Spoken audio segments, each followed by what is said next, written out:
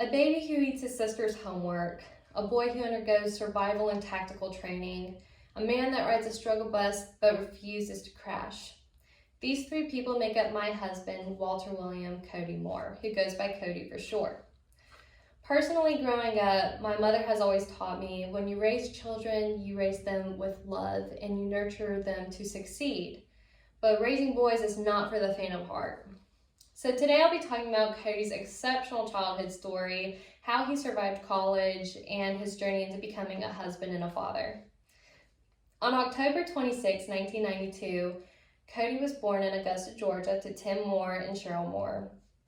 At the young age of 5 years old, he spent a majority of his time at the farm in Swainsboro, Georgia, with his grandparents, his parents, and his sister. His father worked for the government and therefore had this mindset that he had to train Cody to survive and to take care of himself in case he wasn't there to help him. So Cody started off with the basic survival training, learning how to hunt, fish, track and trap animals, driving an old stick shift truck that they referred to as the suicide truck, and how to become drown-proof by having Cody's hands tied with rope and pushing him into the pool. Once Cody succeeded his survival training, he began his tactical training between the ages of 7 to 8. And with that, Cody learned how to shoot a variety of weapons, anywhere between a slingshot and a rifle. He learned how to move during live fire, he learned how to shoot moving targets, and he learned how to clear a room of any potential threat. His parents then got a divorce when he was in the 3rd grade. And so he primarily lived with his mother and his sister in Abilene, Georgia. And together they taught him how to better take care of himself, how to better take care of a house, how to treat women, and how to be respectful and considerate towards others. A few years later, when Cody turned 11, he faced the biggest challenge in his life. He was diagnosed with ulcerative colitis. And according to Mayo Clinic, ulcerative colitis is an inflammatory bowel disease that causes inflammation and ulcers in your digestive tract. And according to Cody, ulcerative colitis is a disease that you have to learn to live with. This disease mainly affected his social life. He had to learn how to relieve his medical needs in public, which induced his anxiety and his fear. He had the fear of attending any social events with friends and family due to the fact that there may not have been a bathroom around. And he missed out on a lot of school because of the pain he was in, the 45 pills a day of medication he had to take, and the frequent doctor visits. So when he turned 18, he elected for the surgery to remove his large intestine to better manage the condition. So now that you've heard his exceptional childhood story, let's dive into his college experience. Cody's grandparents and his parents really pushed him to go to college for anything. So Cody agreed, and he decided to pursue an associate's degree in criminal justice at Augusta Technical College. Well, after doing that, he realized that's not his passion. So he decided to change route and to pursue an education in culinary arts through Le Cordon Bleu in Atlanta, Georgia. The first year of his college life was rough, and as he states, was a building block towards his independence, where he learned how to take care of his own apartment, his own bills, living with other people, and learning a new surrounding environment that was way different from the farm life in Swainsboro, Georgia with his family and friends.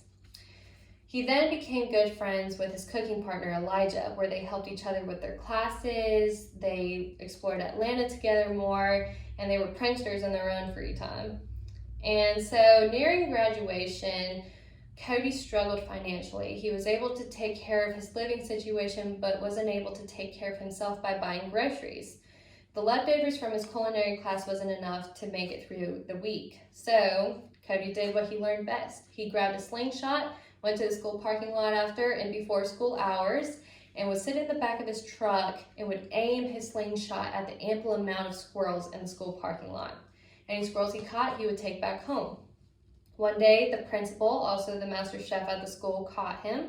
They approached him and confronted him. And Cody couldn't deny his way out of the situation, as he was carrying 2 dead squirrels in his hand and had a slingshot in his back pocket.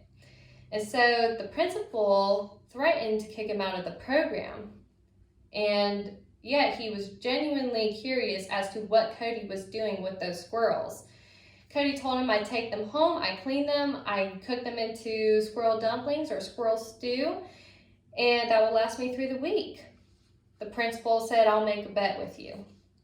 How about you go ahead and make yourself a meal, but tomorrow I want you to bring me a plate of squirrel dumplings, and if it's tasty and edible, you can stay in the program. If it's disgusting, I will kick you out for killing squirrels and bringing a weapon onto school property.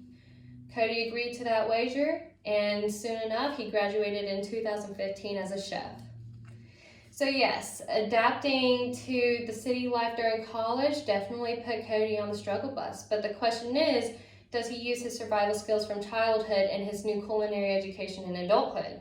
So let's go into his adult life experience so far, where he also becomes a husband and a father. Right after college graduation, Cody really struggled within himself. He struggled with the law, and he struggled with addiction with the pain medications that he took for the majority of his life. So he sought out the help that he needed, and through that experience, he carried a valuable lesson with him. He states, I'd rather have 4 quarters than 100 pennies. Cody's a person that cares for a lot of people, and he would go out of his way for those people. But he learned that he really only had 4 genuine friends that would reciprocate that amount of care. So he established his tight support group within his friends and family. He made the changes he needed to make, and then eventually obtained a position as an executive chef with Bateman Community Living. Shortly after that, he realized cooking was no longer his passion, especially in Augusta where opportunities are small. So he looked into jobs that matched his skill set that he gained from working at the farm in Swainsboro, which was painting jobs, construction work, and lawn maintenance. In 2017, he met Maeghan Langley. They became good friends for 2 years, and then they started to date. 3 months into dating, Cody popped the question, and she said yes. Cody knew, nearing his marriage, that he needed to make changes within himself. He was a bachelor guy who needed to look into a teamwork perspective.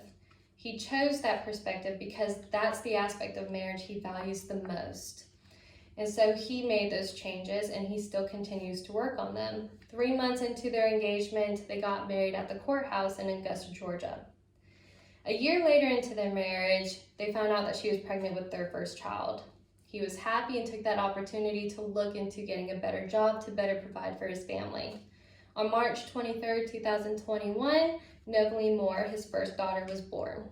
3 months later after her birth, though, they find out that his wife is then pregnant again with their first son. Now, he doesn't look at this as an intimidating event. If anything, as he states in his own words about parenting, is Cocomelon is the devil.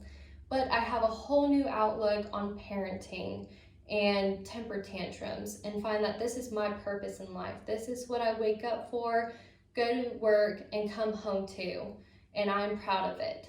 So he got a better job with Columbia County, working through roads and bridges, where he's genuinely happy and acknowledges that it's not a luxurious job that affords him an extravagant lifestyle, but it's enough for a family man, and he's proud of that. As we near the end of our discussion, I finally asked him, I said, sharing your story now, what would you say is the moral of your story? He says, the moral of the story is become drown proof, because they can never sink you. Today I discussed Cody's exceptional childhood story, how he survived college, and his journey into becoming a husband and a father. I decided to share my story with you about my husband because I really appreciate his perspective in life. He has such a different lifestyle growing up, and he overcame these challenges in a different way that I've never thought about encountering challenges as that. And his story so far shows that with life, you can be happy and proud with what you have, even without the finer things. Thank you.